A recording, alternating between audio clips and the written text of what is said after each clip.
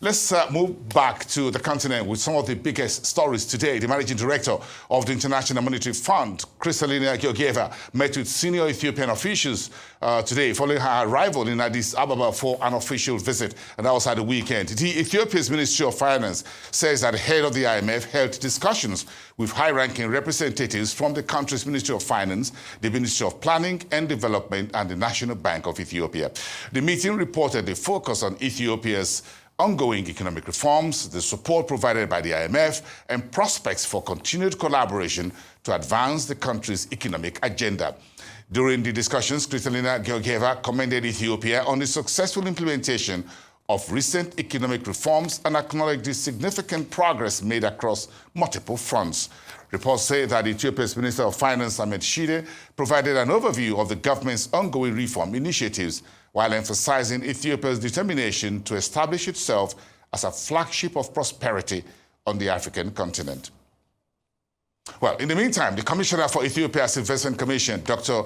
Zeleke Temesgen, has provided insights into the country's massive economic and markets reform that started back in 2019.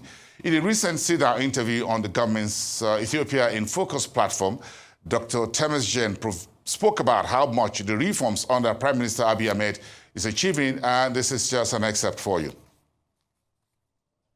The mandate of the Ethiopian Investment Commission, particularly like any other investment promotion agencies, the Ethiopian Investment Commission is also mandated to attract or to lure foreign direct investment into Ethiopia.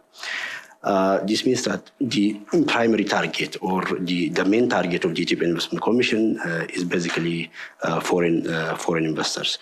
But it does not necessarily mean that we exclude domestic investors. We also have a limited role in terms of attracting, in terms of actually engaging domestic or private sector here in Ethiopia.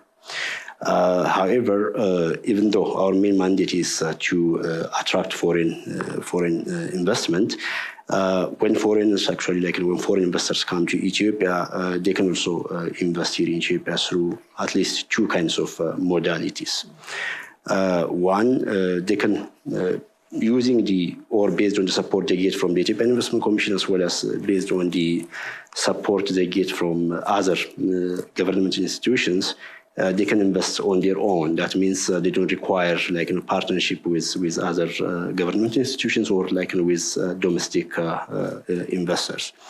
The second modality, which basically investors or foreign investors use to invest in Ethiopia, is to create a sort of partnership with domestic investors, as well as with some of the Ethiopian government institutions, for example, such as the Ethiopian Investment Holding, because it's another investment arm of the Ethiopian. So a public partnership, private partnership. Absolutely, yes, yeah. So they can engage either through joint venture mechanism with private sectors, domestic investors, as well as with government institutions such as IMF, also with other relevant government institutions. So the main mandate of the Ethiopian Investment Commission in this regard is basically to attract, as I said, foreign direct investment. However, whether they use the JV modality, joint venture modality, or whether they are going to invest on their own, then the Ethiopian Investment Commission provides end-to-end service to foreign investors through its one-stop service arrangement. As part of our basically OSS system or one-stop service arrangement, we provide different kinds of supports or assistance to foreign investors. So the OSS system, again, because it leads back to the first question that I asked you, is a new undertaking. Absolutely. And I had indicated earlier on that we had manual practices, and as part of the reforms, ensuring that you have this one-stop service as part of creating the conducive environment is something that came. Absolutely. Can you elaborate on these other elements that are now part of this conducive investment environment that have been created? Absolutely. I'll come to that point. Okay, so the Ethiopian Investment Commission basically has the one-stop service system, and then as part of this one, we're providing different kinds of services. That means when foreign investors come to Ethiopia, they are not required to go to different ministries, or they are not required to knock the gates of different ministries or the gates of regional authorities. That means we provide every service on spot. For example, we provide support with regard to immigration issues. That means, for example, when the foreign investor arrives in Ethiopia, the Ethiopian Investment Commission, as part of its OSS arrangement, it actually provides investment visa support so that they can get this expedited investment visa procedure, as well as we also support them with regard to the residence permits. Aside from this, we also provide support across different issues. For example, with regard to the banking issues, when bank and bank-related issues, as well as in terms of also creating this market linkage with domestic investors. So the main idea behind the one-stop service is basically to create a very conducive environment for foreign investors as well as for local investors, so that they are not required to go to like different ministries, and then that way we are able to also cut what you call it red tape procedure. So regarding the issue that you mentioned about the ease of doing business initiative, as you mentioned, the ease of doing business or the project was actually initiated back in 2018. So in fact, when the project was initiated, when the Prime Minister himself was actually initiated this project, Ethiopia was ranked 159 out of 190 countries globally.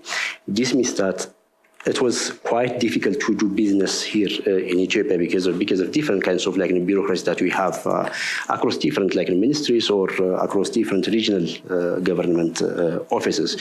So this actually pursued the Prime Minister himself actually to take a bold and a progressive measure so that to improve the ease of doing business here in Ethiopia.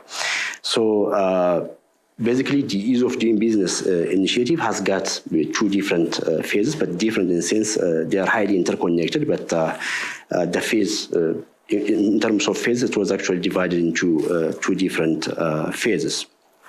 The first phase, which actually started in 2019, as part of this first phase, the Ethiopian government was able to identify around 100 different reform items or measures or items which can actually require amendment across different service provisions. That means in order to create a very conducive environment for foreign investors, then the Ethiopian government should have conducted reform across these 100 reform items or